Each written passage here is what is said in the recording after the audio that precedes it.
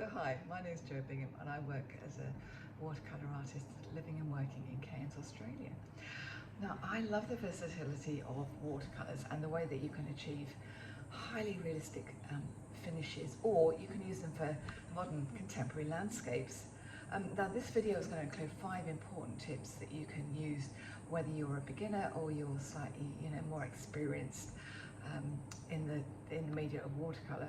And right at the end I'll just include a couple of images of my work from over the years. So thanks again, and I hope you enjoy the video. Take care, bye bye. Tip number 1, use plenty of water when laying down your initial wash. So I'm going to do a sky now because it's easy. So my first layer, I'm going to use a flat brush because it holds lots of water. So I dip it into my water and I cover the paper as much as I can. And you don't have to worry about direction at this point. For something like a sky, you just get as much water as you can.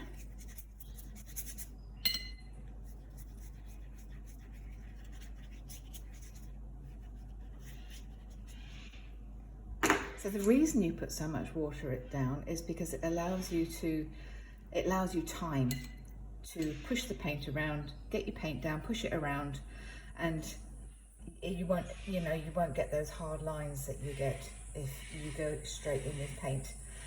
So look, if you put watery paint onto damp paper, it just spreads beautifully.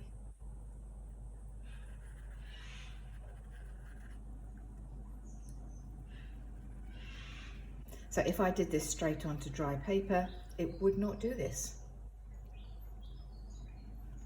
You cannot get these beautiful soft edges on dry paper. So I'm now just dropping in some darker colours.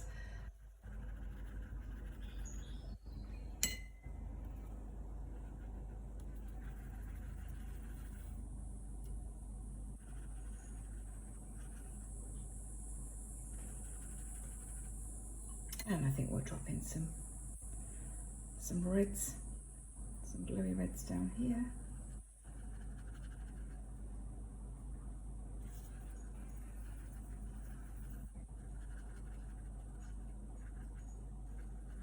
And that goes across the board, whatever it is that you're painting, whether you're painting animal or a building or flowers. First layers, put your water down first. Unless it's something really tiny, then it's not practical. But it gives you time and it allows you to make the most of watercolour. Okay, we'll go on to tip number 2. Okay, tip number 2 is to make your own colour chart using the colours that you've got available. So once you've done that, and obviously you've written what the colour is below it, then just have a look on the tubes and just see if there's any extra information that you want to include. So you can see that this is a series 1 colour. So that's called cerulean. Now colours come in a range of 1 to 4, 1 being the cheapest, 4 being the most expensive. There are a couple of ranges that are a bit more expensive. Maybe it's a granulation paint, which costs a little bit more, but you need to be aware of what the series are when you come to buy them, otherwise you'll get a bit of a shock when you go and pay, because there's quite a difference between series 1 and series 4. As I said, some colours are granulating colours, like Daniel Smith's might include other information as to whether it's a granulating paint or a staining paint. And also just whether you like the colour, if there's anything when you use it, if you find it difficult to remove, or you find that it doesn't mix very well, or that it's opaque, it's good to make these little notes, and you can use that information in the future. Okay, thanks very much. We'll move on to tip 3. Hi, so tip number 3 is about colour mixing. So as we did before, put your colours along the top and down the side, and then do your colour mixing. So obviously this one is this pinky red mixed with yellow, green with yellow, etc. This is obviously very basic, and it just gives you an idea of what you will get if you mix this colour with that colour. So for the next step on, is we're going to take that away, and we're actually going to do a little colour chart. So this is taking the colour chart to the next step, and this not only will improve your knowledge of what colours, how colours react to each other, but it will improve your actual paint application and, you know, your intuitive colour skills. So what we're doing is we're going to mix two of your colours, and then in the middle you'll often get what they call a neutral. So it's when colours cancel each other out, you get something in the middle, which is a really beautiful colour. They're great for sort of, you know, evening skies, tree trunks, anything where you might use a grey or a brown. You know, if you can mix two colours together, often you get it when we've mixed, you know, complementary colours, but actually these aren't complementary colours, blue and red, but we've still got these beautiful neutrals in the middle. So we're just going to make another one of those using the two of the colours that you might have in your palette. So we're going to choose to go with Viridian, which is a vibrant green, and Permanent Rose. So if we start off by just doing a colour block, that's Viridian, and then we'll do Permanent Rose at this side. What we're going to do is go from Viridian to Rose in increments. Now there is no hard and fast rules, but you know, the more you do it, the better you get. So the first block is going to be mostly green with just a touch of pink.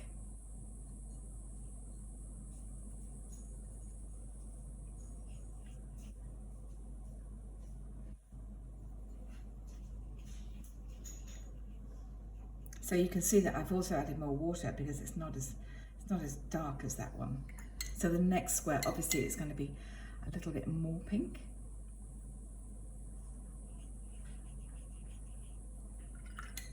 Next one in the middle is going to be probably pretty much 50-50.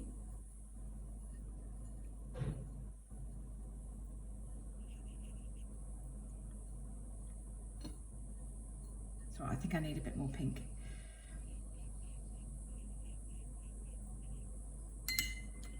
And then we're going to go slightly towards the pink.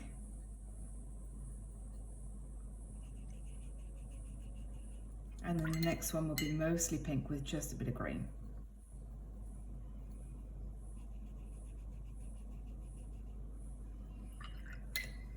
I think I need a bit more pink in that one. I'm just going to get a piece of tissue paper. Not happy with that one.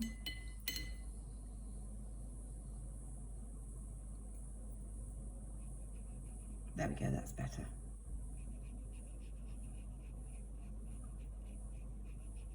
Mostly pink.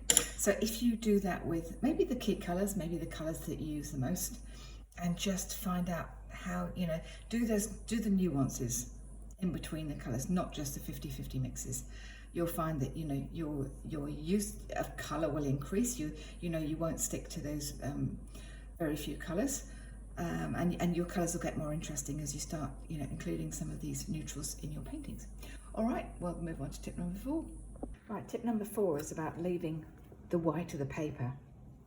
So I've got 2 oranges. First one I'm going to paint with no light reflections in, you know, no white of the paper. And the second one I will, and you'll see the difference. Now, bearing in mind tip number 1, we're just going to quickly put some water on here.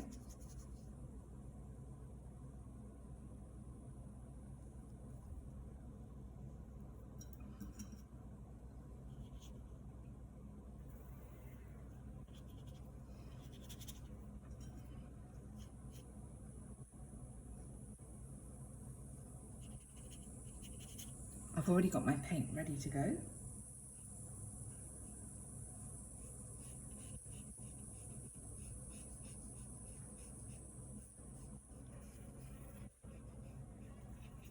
So it will still be nicely painted, it just won't have any white reflections on it.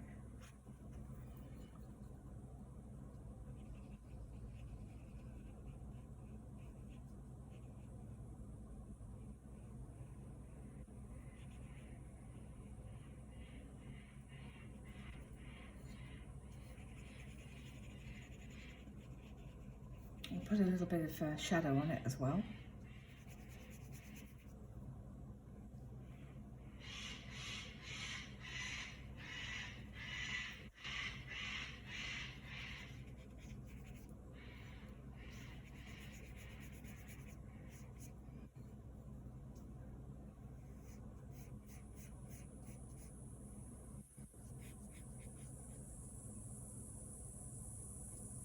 There we go. There's the first orange.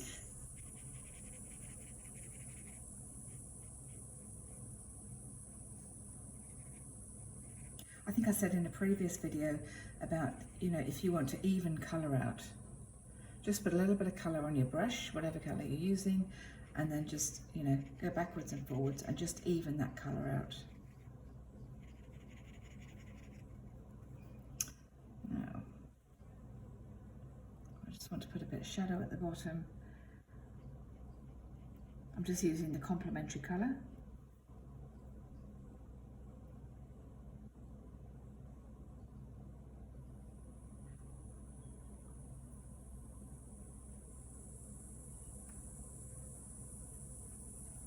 That's all I need to do on that one. Okay, for the second one, I'm going to paint it exactly the same, but I'm going to leave some white of the paper out with no water on it.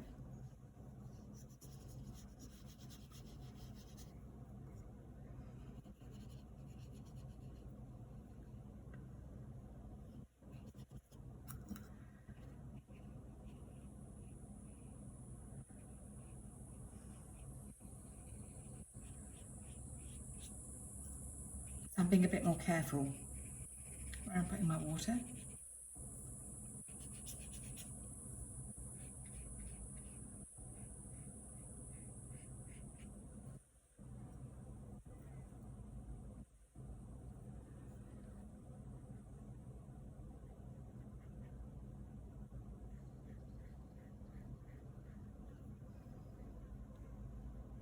So obviously wherever I haven't put water, the paint is not going to go.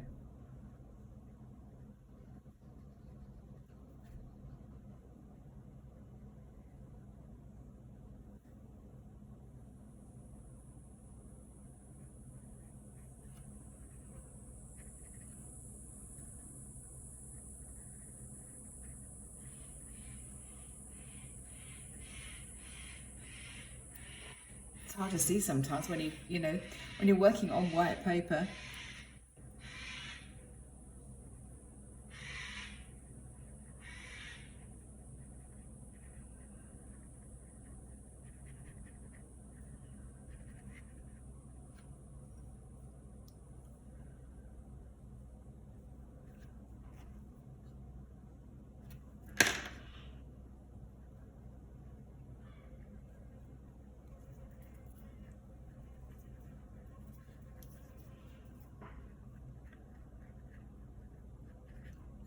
But obviously oranges have got very lumpy skin, so they do have lots of highlights on.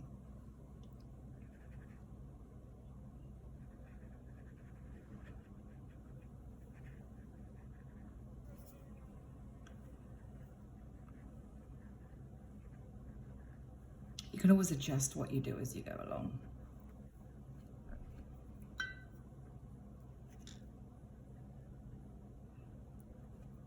Right, we'll just put a bit more blue, as I did with the other one.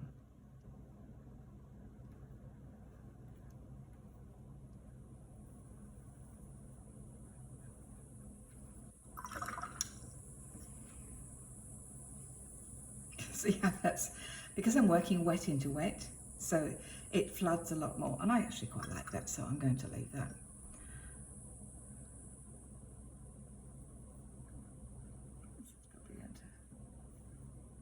Oops, look at that. That's because I put it on wet. I'm not going to worry about that. Anyway, can you see the whole point was that, you know, when you leave water out, if you leave white spots out, it just looks a lot more interesting and alive than if you don't. Okay, thank you, and we'll move on to tip number 5. Tip number 5, get some good brushes. Now, good brushes don't have to cost a fortune. Obviously, if you do spend a lot of money, it is a good investment and they do last a long time. Telltale signs that brushes aren't great. Let's see if you can see that. Can you see how all of these are starting to splay? It used to have a good tip on it, but they've all splayed. So this brush is consigned to either children or, you know, a bit of house painting, something like that. So that is no longer any good. Now you can sometimes, if you put them in boiling water, you might be able to sort of rescue. I think this is beyond rescue, but sometimes if it's just one or two hairs that's just, you know, splaying out, you may be able to rescue it, but in general you can't. And these are good brushes. So we've got obviously there's 2 Princetons there, but this one, that's just a cheap brush from my local cheap shop. But actually it's pretty good. So if you ask people around, find out what brushes they're using, which is how I found, you know, I find my good brands that I like. So it actually holds a lot of water, and it has got, as you can see, it's holds a lot of water, but it can actually go to quite a nice point. So, you know, for a cheap brush, it's good value. So yeah, that was tip number 5. Get some good brushes, and a good brush really is that it's, for watercolor, is that it's either synthetic fiber or animal hair, like squirrel hair or sable or something, and that it's soft. You know, bristles are not watercolor brushes, and that, you know, if it is a round brush, that it has a really good point on it for you to do details. Okay, that's it. Thanks then. Bye.